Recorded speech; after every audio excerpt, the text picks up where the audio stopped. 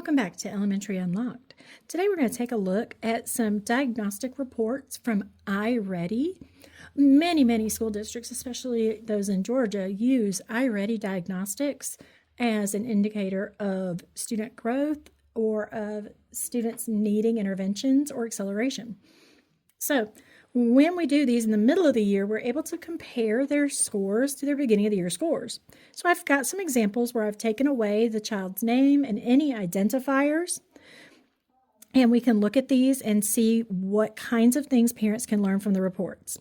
So first, there are two different ones. There is reading and there is math.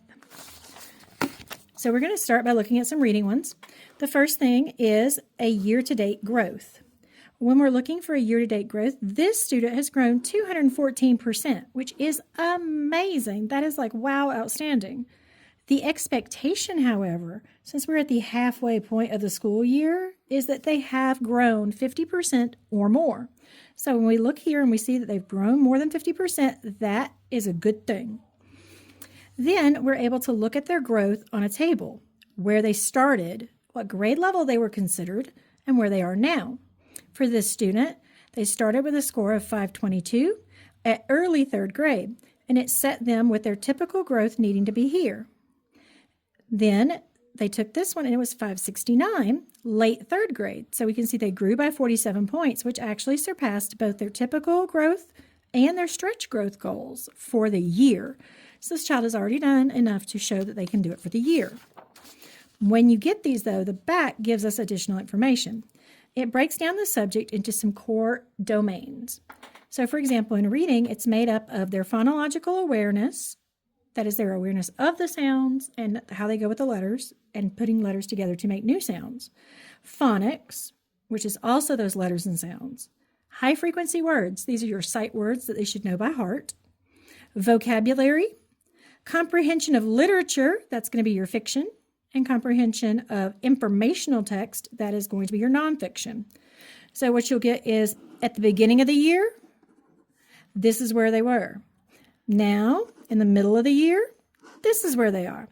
So what you want to see is that when you look at the first one and you go to the second, that there's an increase. Anytime there's an increase, we are happy with that. So if they are surpassing it or not assessed on it, that's fine.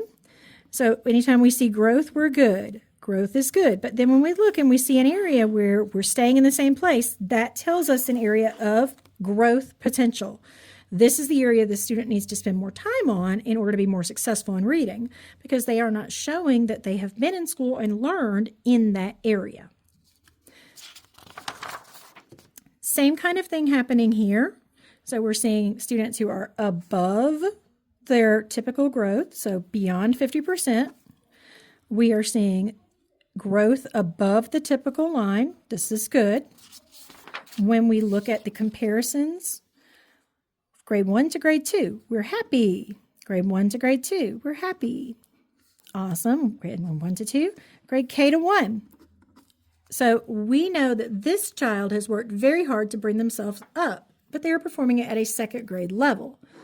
Now, I can get upset that they're not on third grade level while being a third grader.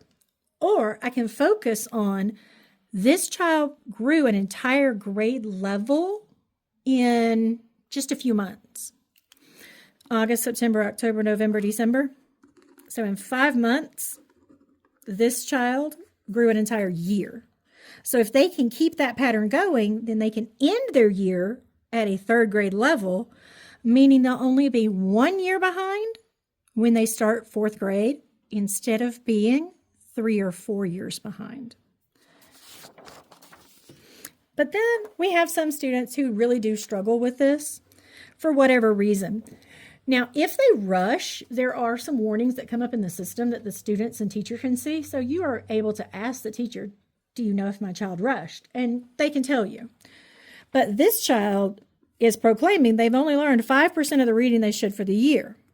So that brings me to some questions about why only 5%. What is going on? Is this child a second language learner? Special education services? Dyslexic? EIP interventions for reading? What's going on with it? Is it something where they can't pay attention? Maybe they failed their vision screening and their parents haven't taken care of it?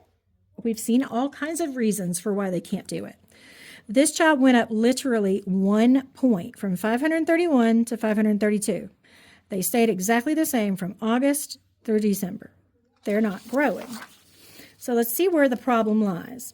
So they're showing that they're on early third grade level, which that's great in August, but in the middle of the year, we should be on a mid third grade level.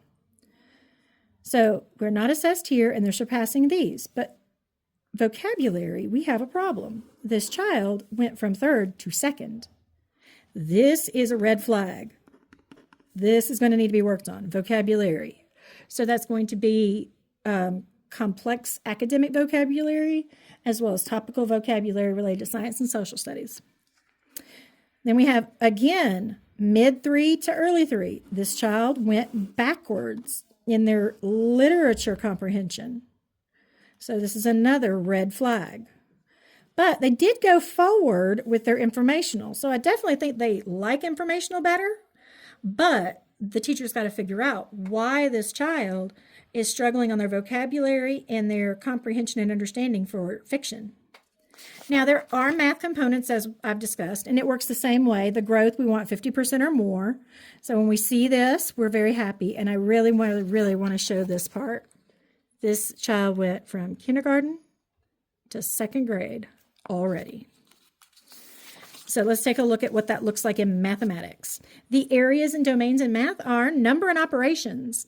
This is your number sense. Do they actually understand what the values are? This is place value, addition, subtraction, multiplication, division, word problems, all of that.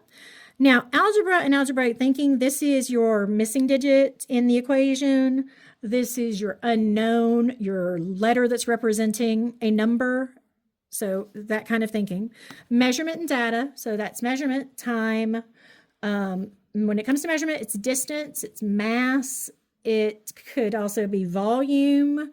Data is graphing. This includes picture graphs, bar graphs, and graphs with keys where they need to look at it and figure out how much something is worth. And geometry is going to be our shapes. So for this child, they went from a kindergarten level to a second grade level super well. Again, kindergarten to second. First to second. Second to third. K to 2. So this child, I would want their parent to celebrate big time, right? Because they have done all of this growth in such a short time, and considering where they started, that's a big deal. But then, what about this child? This is the one where they need a little more time with some tutoring or something. Something's going on and they're not learning. They're claiming to have learned only 8%. Again, that's great. They're early third to early third, but they're not showing the growth. Here, we went second to second, no change. So number and operations is an issue. Early third grade to mid third grade was fine. But then again, we're staying solid on both of these. And I know that this is where we are at this point in the year. And that's great. But they were here at the beginning, so they should be higher by now.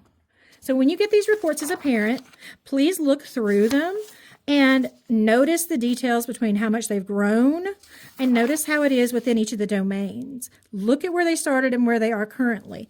Look for what areas are areas that are strengths or areas that are weaknesses that need to be worked on, and be sure to reach out to your child's teacher and ask, how can you help your child? They will have suggestions for you, but you can also continue to follow along, and we will continue to find new and interesting ways to teach your child. Please make sure that you comment so that I know what kind of things you want to see support for, so that we could teach you so that you can support your child.